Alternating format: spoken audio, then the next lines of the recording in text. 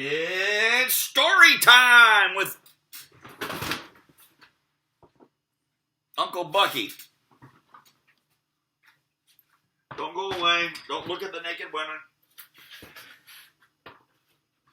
I need to get on with this. There we go. All right, there we go.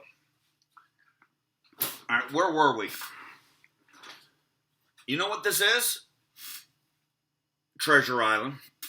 And I have to say, this time in particular, I am dedicating all of this book to my sister, Holly Montgomery. She is a pirate wench as much as I am a pirate wench. All right, so I'm going to read this. We got the next chapter. Oh my God, I got the wrong hat on. I've got the wrong hat on. It's because Iceland, raping, pillaging. All right. Let's get back to pirating. There we go. Raping and pillaging. Now here we go. This is we're on part 2, which is called The Sea Cook, which, spoiler alert, it's Long John Silver. This one is called I Go to Bristol. So let's tally sordo and get on with the story. It was longer than the squire imagined ere we were ready for the sea. And none of our first plans, not even Dr. Levacy's, of keeping me beside him, could be carried out as we intended. The doctor had to go to London for a physician to take charge of his practice. The squire was hard at work at Bristol, and I lived on at the Hall under the charge of old Redruth, the gamekeeper, almost a prisoner, but full of sea dreams and the most charming anticipations of strange islands and adventures. I brooded by the hour together over the map, all the details of which I will well remembered. Sitting by the fire in the housekeeper's room, I approached that island in my fancy from every possible direction. I explored every acre of its surface. I climbed 1,000 times to that tall hill they called the Spyglass, and from the top enjoyed the most wonderful and changing prospects. Sometimes the isle was thick with savages with whom we fought, sometimes full of dangerous animals that hunted us. But in all of my fancies, nothing occurred to me so strange and tragic as our actual adventures. So, the weeks passed on till one fine day there came a letter addressed to Dr. Livesey with this addition: to be open in the case of his absence by Tom Redruth and young Hawkins. Obeying this order, we found, or rather I found, for the gamekeeper was a poor hand at reading anything but print, the following important news. Old Anchor and Bristol, March the 1st, 17... Blah, blah, blah. They don't put the dates in these things. Dear Livesey, as I do not know whether you are at the Hall or still in London, I send this in double to both places. The ship is bought and fitted. She lies at anchor, ready for the sea. You never imagined a sweeter schooner. A child might sail her. 200 tons. Name? Hispaniola. I got it through my old friend Blandley, who was, he has proved himself throughout the most surprising trump. The admirable fellow literally slaved in my interest, and so, I may say, did everyone in Bristol. As soon as they got wind of the port we sailed for, well, treasure, I mean. Redruth, said I, interrupting the letter. Dr. Livesey will not like that. The squire's been talking after all.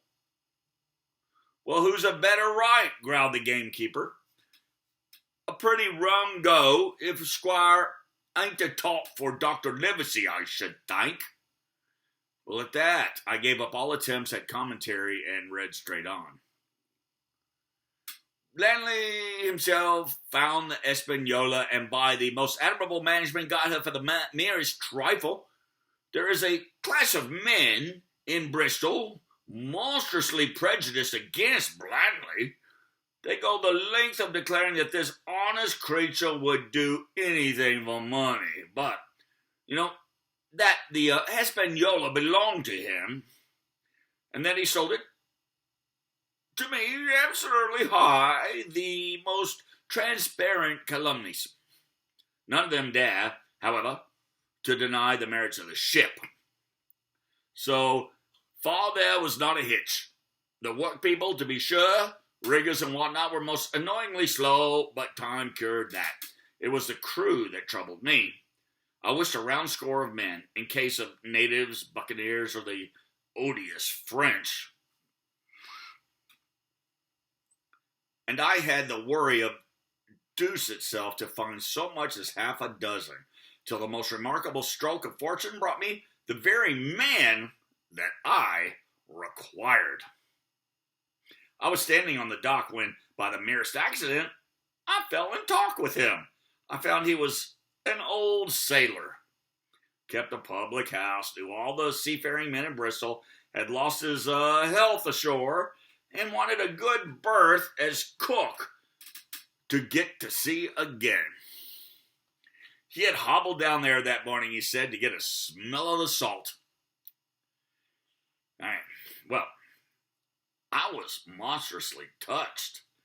So would you have been. But out of pure pity, I engaged him on the spot to be the ship's cook. Long John Silver, he is called, and has lost a leg. But that I regarded as a recommendation, since he lost it in his country's service under the immortal Hawk. He has no pension, Livesey. Imagine the abominable age we live in. Well, sir, I thought I had only found a cook, but it was a crew I had discovered. Between Silver and myself, we got together in a few days a company of the toughest old salts imaginable. Well, not pretty to look at, but fellows, by their faces, of the most indomitable spirit. I declare we could fight a frigate. Long John even got rid of two of the 6 or 7 I had already engaged. He showed me in a moment that they were just the sort of freshwater swabs we had to fear in an adventure of importance. I am in the most magnificent health and spirits, eating like a bull, sleeping like a tree, yet I shall not enjoy a moment until I hear my old tarpaulins tramping round the capstan. Seaward ho! Hang the treasure! It's the glory of the sea that has turned my head. So now, Livesey, come post. Do not lose an hour if you respect me. Let young Hawkins go at once to see his mother with Redruth for a guard, and then both come full speed to Bristol. John Trelawney. Oh, P.S. I did not tell you that Blandly, who, by the way, is to send a consort after us if we don't turn up by the end of August, and found an admirable fellow for her sailing master, a stiff man, which I regret, but in all other respects, a treasure. Long John Silver unearthed a very competent man for a mate, a name of a man, Arrow. I have a boatswain who pipes, Livesey, so things shall go man o' war, fashion on board, and good ship Hispaniola. I forgot to tell you that Silver's a man of substance. I know my own knowledge that he has a banker's account, which has never been overdrawn. He leaves his wife to manage the inn, and as she is a woman of color, a pair of old bachelors like you and I may be excused for guessing that that is the wife, quite as much as the health that sends him back to roaming, J.T. Oh, P.P.S. Hawkins may stay one night with his mother. J.T. Well, you can fancy the excitement into which that letter put me. I was half beside myself with glee, and if ever I despised a man, it was old Tom Redruth, who could do nothing but grumble and lament. Any of the under gameskeepers would gladly have changed places with him, but such was not the squire's pleasure, and the squire's pleasure was like law among them all. Nobody but old Redruth could have dared so much as even to grumble. The next morning he and I set on foot for the Admiral Benbow, and there I found my mother in good health and spirits.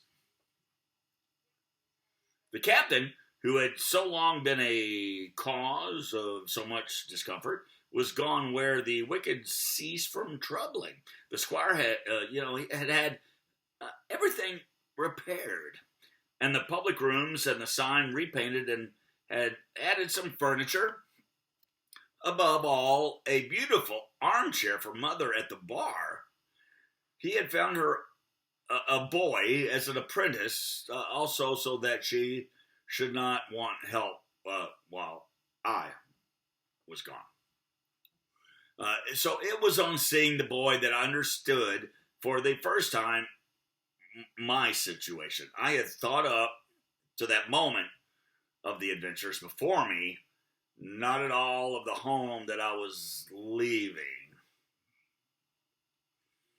And now, at sight of this clumsy stranger who was to stay here in my place beside my mother, I had my first attack of tears. I'm afraid I led that boy a dog's life, for as he was new to the work, I had 100 opportunities of setting him right and putting him down, and I was not slow to profit by them. Anyway, the night passed, and the next day after dinner, Redruth and I were afoot again and on the road. I said goodbye to mother and the cove where I had lived since I was born, and the dear old Admiral Benbow Inn, since he was repainted, no longer quite so dear. One of my last thoughts was of the captain who had so often strode along the beach with his cocked hat, his saber-cut cheek, and his old brass telescope. Next moment we had turned the corner and my home was out of sight. The mail picked us up about dusk at the at the Royal George on the heath. I was wedged in between Redruth and a stout old gentleman, and in spite of the swift motion and the cold night air, I must have dozed a great deal from the very first, and then I slept like a log uphill and down dale, through stage after stage, for when I was awakened at last, it was by a punch in the ribs, and I opened my eyes to find that we were standing still before a large building in a city street, and that the day had already broken a long time. "Where are we?" I asked. "Bristol," said Tom. "Get down." Mr. Trelawney had taken up his residence at an inn far down the docks to superintend the work upon the schooner. Thither we had now to walk, and our way, to my great delight, lay along the quays and beside the great multitude of ships of all sizes and rigs and nations. In one, sailors were singing on their deck. In another, there were men aloft, high over my head, hanging to threads that seemed no thicker than a spider's. Though I had lived by the shore my whole life, I seemed never to have been near the sea till then. The face and a capital imitation of a sailor's walk. The smell of tar and salt was something new. I saw the most wonderful figureheads. They had all been far over the ocean. I saw, besides, many old sailors with rings in their ears, whiskers curled at raglets, and tarry pigtails on their swaggering, clumsy sea talk. And if I had seen as many kings or archbishops, I could not have been more delighted than these. And I was going to sea myself, to sea in a schooner, with a piping boatswain and a pig-tailed, singing seaman, to sea, bound for an unknown island, and to seek for buried treasure. While I was still in the delightful dream, we came suddenly in front of a large inn and met Squire Trelawney, all dressed out like a sea officer, in stout blue cloth, coming out of the door with a smile of his face and a capital imitation of a sailor's walk. "Here you are," he cried, "and the doctor came right from London. Bravo! The ship's company complete." "Oh, sir," cried I, "when do we sail?" "Sail," says he, "we sail tomorrow."